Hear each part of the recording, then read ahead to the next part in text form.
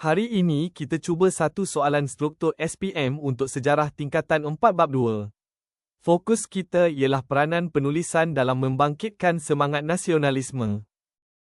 Dalam bab 2, kita belajar bahawa nasionalisme boleh berkembang melalui penulisan. Akhbar, majalah, novel, cerpen dan puisi digunakan oleh golongan nasionalis untuk menyedarkan masyarakat tentang nasib bangsa dan penjajahan. Ingat, rangsangan ini bukan untuk disalin bulat-bulat.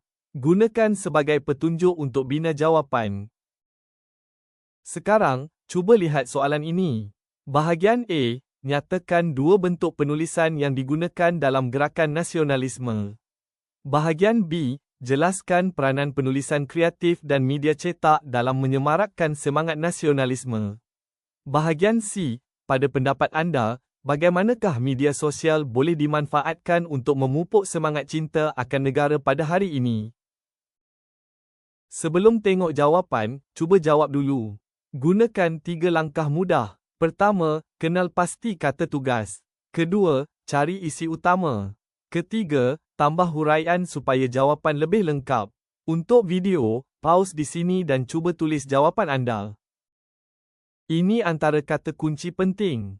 Untuk bentuk penulisan, boleh jawab akhbar, majalah, novel, cerpen atau puisi. Untuk peranan, gunakan kata kunci seperti menyebarkan maklumat, mengkritik penjajah, menyedarkan rakyat dan membangkitkan semangat cinta akan negara. Untuk KBAT, pastikan jawapan logik dan sesuai dengan keadaan hari ini. Untuk bahagian A, pilih mana-mana dua bentuk penulisan.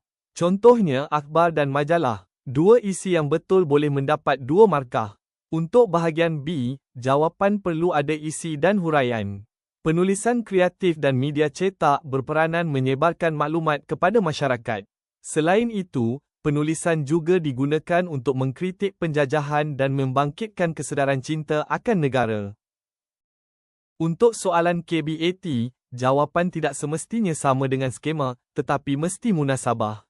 Contohnya, media sosial boleh digunakan untuk menyebarkan fakta sejarah yang sahih.